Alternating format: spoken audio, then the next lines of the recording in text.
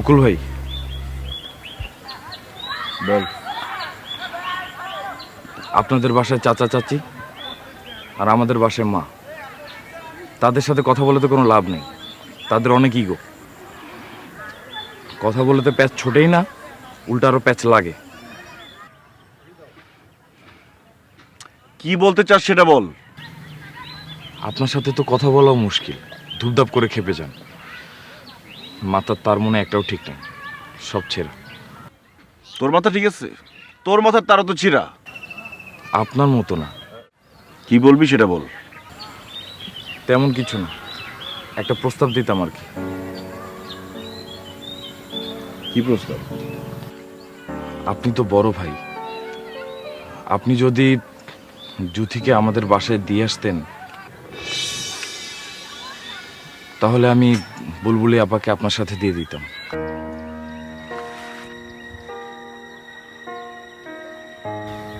মুকুল ভাই, খেপার তো দরকার নেই।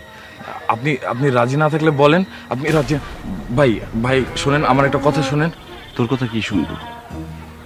তোর কথা তুই বলছিস, এবার আমার কথা শুন।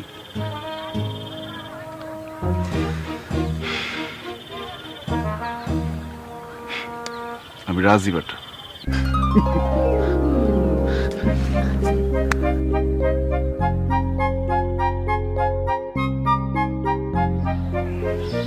কে কে বেল বাজায়?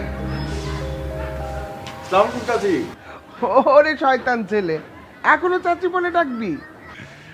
আপনাকে যে মা বলার জন্য পাগল হয়ে আছে তাকে নিয়ে আসছি। কে? আয় এদিকে।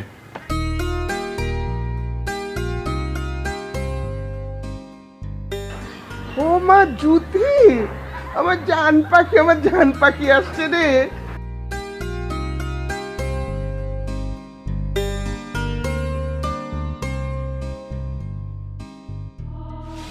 আপা যা। তুই যা। আরে আমি কেন যাব? মা তো আমার বউকে নিয়ে ঘরেই আসবে। আমি তো মুকুলের সাথে যাব না। না গেলে না যাবি, গিয়ে মুখের উপর বলে দিয়ে যা। শুধু বলবো না, কঠিন ভাবে বলবো। আমার মনে হয় না তুই পারবি। আমাকে চিনিস না তুই। সর।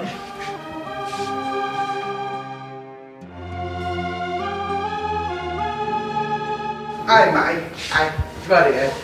ওরে আমার লক্ষ্মী সোনাটা, বাচ্চা দুটা। আয় বুলবুলি, মুকুলকে বসতে দে। চল বা চল চল।